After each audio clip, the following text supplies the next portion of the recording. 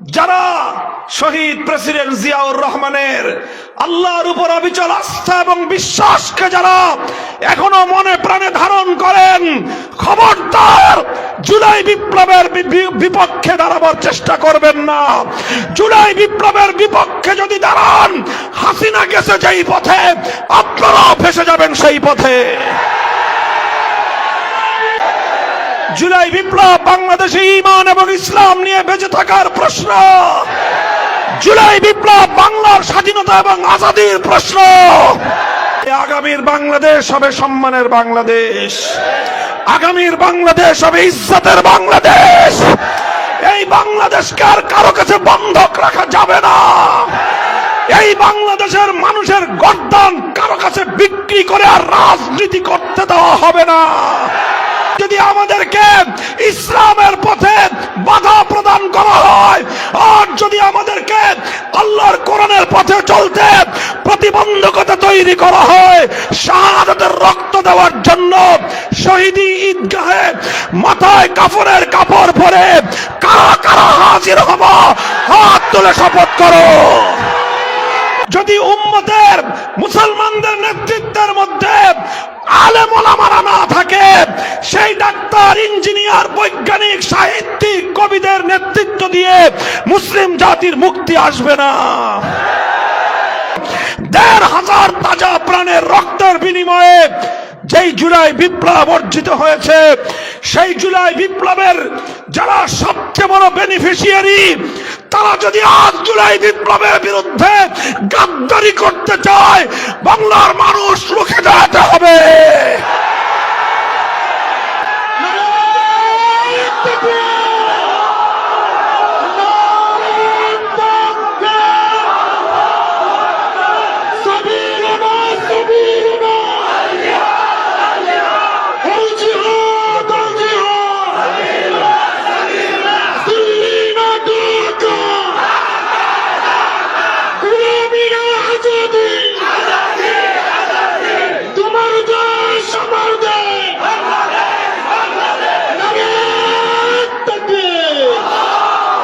এবার বাংলার তৌহিদি জনতা, শাইখুল হাদিস আল্লামা আজিজুল হক রহমতুল্লাহ আলাইহিকে একটা কথা আমি বহুবার বলতে শুনেছি।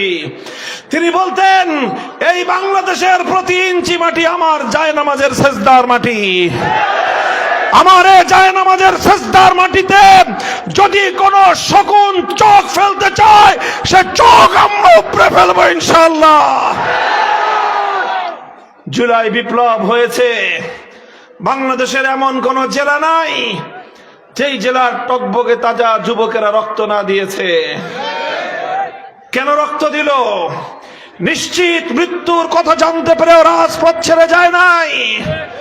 ইতিহাসের অনন্ত সাক্ষী, কালজয়ী সাক্ষী এখনো নেট দুনিয়া, ইন্টারনেটের মধ্যে আছে। পুলিশ কর্মকর্তা স্বরাষ্ট্রমন্ত্রীকে বলতেছে যে, স্যার, একটারে গুলি করলে একটাই মরে, বাকিটি যায় না। একটা যে গুলি খায় সেই মরে। ওরা মনে করেছিল একজনকে গুলি করলে একজন মরলে ভয়ে বাকিরা পালিয়ে যাবে, কিন্তু দেখা গেল সম্পূর্ণ তার ব্যতিক্রম চিত্র। একজন মরলে ১০ জন দাঁড়িয়ে যায়, ১০ জন মরলে ১০০০ জন দাঁড়িয়ে যায়। ১০০০ জন মরার পরে লক্ষ কোটি মানুষ রাস্তায় বেরিয়ে এসেছে।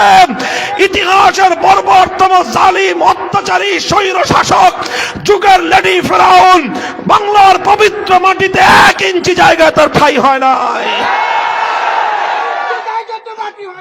আজ সেই জুলাই বিপ্লবের পক্ষে না বিপক্ষে বলেন? আপনারা জুলাই বিপ্লবের পক্ষে না বিপক্ষে? আবার বলেন, জুলাই বিপ্লবের পক্ষে না বিপক্ষে? আল্লাহকে সাক্ষী রেখে বলেন, জুলাই বিপ্লবের পক্ষে না বিপক্ষে? যদি জুলাই বিপ্লবের পক্ষে হয়ে থাকেন, গণভোটে জুলাই বিপ্লবের পক্ষে হ্যাঁ বলতে হবে। বলেন, জুলাই বিপ্লবের পক্ষে হ্যাঁ বাক্সে ভোট দিতে হবে। আমি বাংলাদেশকে যারা ভালোবাসেন, বাংলাদেশকে যারা ভালোবাসেন, যারা বিসমিল্লাহকে ভালোবাসেন, যারা শহীদ প্রেসিডেন্ট জিয়াউর রহমানের আল্লাহর উপর অবিচল আস্থা এবং বিশ্বাসকে যারা এখনো মনে প্রাণে ধারণ করেন, খবরদার জুলাই বিপ্লবের বিপক্ষে দাঁড়াবার চেষ্টা করবেন না। জুলাই বিপ্লবের বিপক্ষে যদি দাঁড়ান, হাসিনা গেছে যেই পথে, আপনারাও ফেসে যাবেন সেই পথে।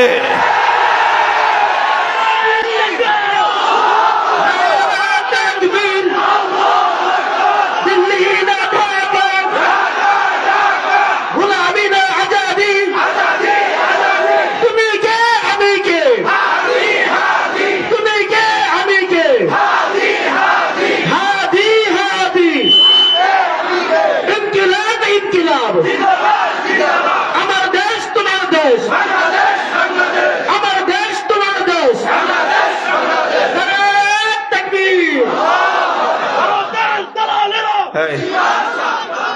ভাই দেখেন, এটা শুধুমাত্র উত্তেজনার কথা নয়, এটা শুধু আবেগের কথা নয়। আমি জানি এই হাজার হাজার মানুষের এই মজমার মধ্যে বহু মানুষ আছেন যারা বিএনপি করেন, বহু মানুষ আছেন যারা বিভিন্ন রাজনৈতিক দল করেন। আপনারা যদি বাংলাদেশকে ভালোবেসে থাকেন, আপনারা যদি জুলাই বিপ্লবকে ভালোবেসে থাকেন, আপনারা যদি জুলাই বিপ্লবের শহীদদের রক্তের সঙ্গে গাদ্দারি না করতে চান, প্রতীকের নির্বাচনের বিষয়ে আমি এত কিছু বলবো না, ওটা নিয়ে আমার এত কথা নাই।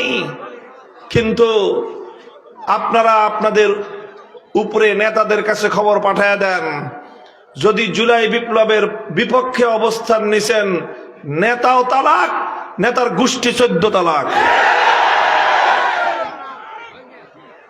বুঝতে পারছেন কথাটা? আমি রাজনীতি করতে আসি নাই, রাজনৈতিক কথাও বলতেছি না, কিন্তু জুলাই বিপ্লব এটা রাজনৈতিক কথা নয়, এটা বাংলাদেশের অস্তিত্বের প্রশ্ন। জুলাই বিপ্লব বাংলাদেশে ঈমান এবং ইসলাম নিয়ে বেঁচে থাকার প্রশ্ন। জুলাই বিপ্লব বাংলার স্বাধীনতা এবং আজাদির প্রশ্ন। এই আজাদি, এই স্বাধীনতা শুধু জুলাই বিপ্লবের রক্ত নয়, বহু রক্ত দিয়ে এই আজাদি অর্জন করা হয়েছে। এই শহীদদের আমানত, এই শহীদদের আমানত, শপথ করো জীবন থাকতে এই আমানতের খেয়ানত করব না আমরা ইনশাআল্লাহ। জুলাই বিপ্লবের বিপক্ষে যারা অবস্থান নিবে তাদেরকে বাংলাদেশে আমরা রাজনীতিও করতে দেব না ইনশাআল্লাহ। জুলাই বিপ্লবের পক্ষে থেকে এরপরে দলের রাজনীতি করবেন, করেন, খবরদার। এটা বাংলাদেশের অস্তিত্বের প্রশ্ন, এটা বাংলাদেশের অস্তিত্বের প্রশ্ন। হে আমার দেশপ্রেমিক ইমানদার তাওহীদি জনতা, তোমরা যদি ভুল করো, তোমরা যদি সজাগ না হও, তোমাদের মধ্যে যদি সচেতনতা না থাকে, তোমাদের নেতারা দেশ এবং তোমাদের কল্লা বিক্রি করে খাবে। খবরদার, খবরদার। এই ব্যাপারে মাঠ পর্যায়ের নেতা কর্মীরা তোমরা উপরের দিকে পয়গাম পাঠিয়ে দিবা যে শহীদদের রক্তের সঙ্গে গাদ্দারি আমরা মানব না। কথা পরিষ্কার, কথা পরিষ্কার। আল্লাহ পাক রব্বুল আলামিন আমল করার তৌফিক দান করেন। আমি এই বিশাল মজমাকে জিজ্ঞাসা করতে চাই, আমাদের এই সোনার বাংলাদেশ, হাজার বছরের আমাদের পূর্বপুরুষদের চোখের অশ্রু, মাথার ঘাম, বুকের রক্ত দিয়ে যেই মাটিকে আজাদ করা হয়েছে, সেই মাটি কোরআন হাদিসের দ্বারা পরিচালিত হোক। সেই মাটিটা, সেই দেশটা আল্লাহর কোরআন এবং নবীর হাদিসের আলোকে পরিচালিত হোক। কারা কারা চান হাত তুলে দেখান দেখি।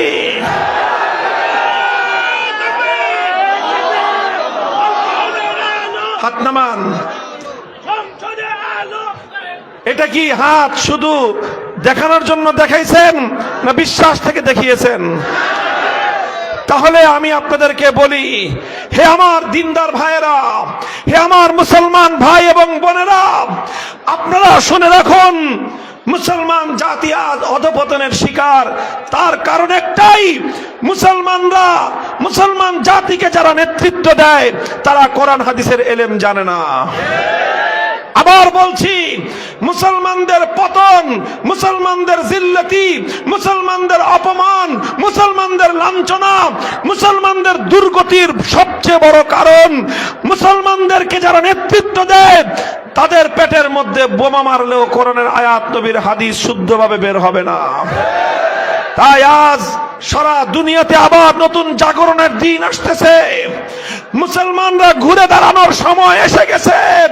হে বাসুয়ার মুসলমানেরা, হে ফুলপুরের মুসলমানেরা, হে ময়মনসিংহের মুসলমানেরা, আমি স্পষ্ট আভাস দেখতেছি ইনশাআল্লাহ যেভাবে গোটা বাংলার মাটিতে দাওয়াত এবং তাবলীগের আলো এই ফুলপুর থেকে, ময়মনসিংহ থেকে সারা বাংলাদেশে ছড়িয়েছে, ঠিক তদ্রুপ নতুন দিনের ইসলামের কান্দারি যারা হবে তারাও ময়মনসিংহের মাটি থেকে ইসলামের চান্দা নিয়ে গোটা বাংলাদেশকে নেতৃত্ব দেবে।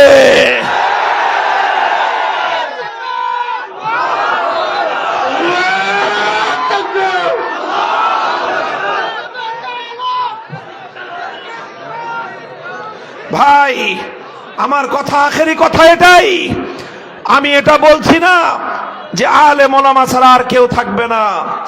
অন্যরা ডাক্তাররা থাকবে, ইঞ্জিনিয়াররা থাকবে, আইনজীবীরা থাকবে, দার্শনিকরা থাকবে, সাহিত্যিকরা থাকবে, বৈজ্ঞানিকরা থাকবে। সব থাকার পরেও যদি উম্মতের মুসলমানদের নেতৃত্বের মধ্যে আলেম ওলামারা না থাকে, সেই ডাক্তার, ইঞ্জিনিয়ার, বৈজ্ঞানিক, সাহিত্যিক, কবিদের নেতৃত্ব দিয়ে মুসলিম জাতির মুক্তি আসবে না।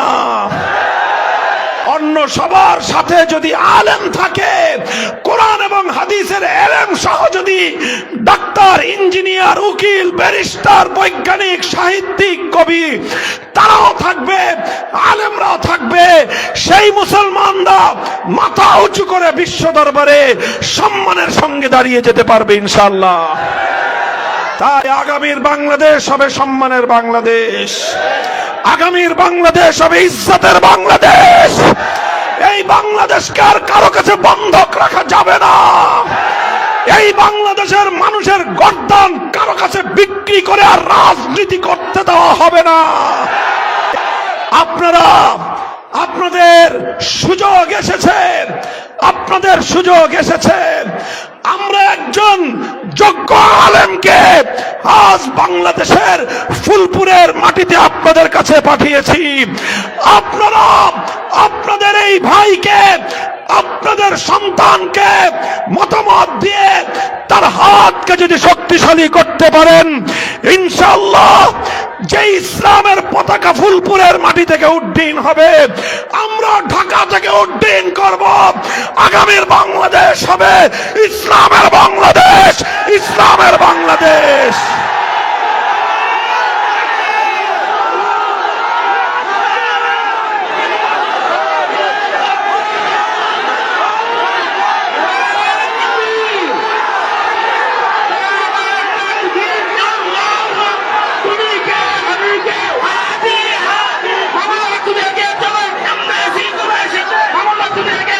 ভাই শুনেন একটা কথা, সব রঙের বাংলাদেশ দেখা শেষ। সোনার বাংলাদেশ দেখেছি 71 থেকে 75, নতুন বাংলাদেশ দেখা শেষ, সবুজ বাংলাদেশ দেখা শেষ, সর্বশেষ আমাদের আপায় ডিজিটাল বাংলাদেশের ভেলকিও দেখানো শেষ।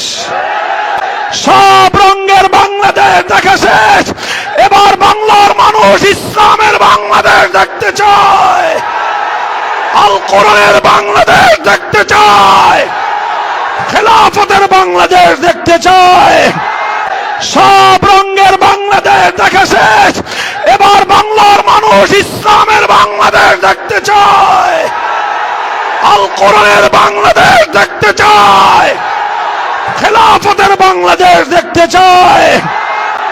যদি আমরা সেই বাংলাদেশ গড়তে চাই, প্রথমে ঘাম ঝরানো পরিশ্রম করতে হবে, করবেন? এরপরে চোখের অশ্রু দিয়ে খোদার কাছে সাহায্য চাইতে হবে, চাইবেন? এরপরে যদি আমাদেরকে ইসলামের পথে বাধা প্রদান করা হয়, আর যদি আমাদেরকে আল্লাহর কোরআনের পথে চলতে প্রতিবন্ধকতা তৈরি করা হয়, শাহাদাতের রক্ত দেওয়ার জন্য শহীদি ঈদগাহে মাথায় কাফনের কাপড় পরে কারা কারা হাজির হব? হাত তুলে শপথ করো।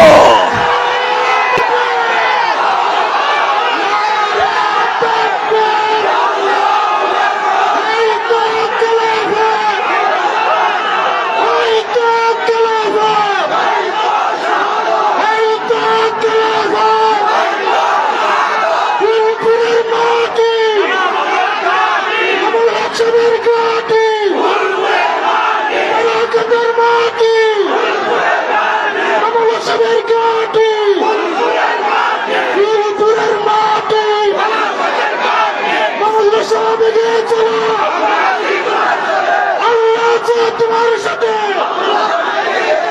সাহাবিকে চলো, সাহাবিকে চলো।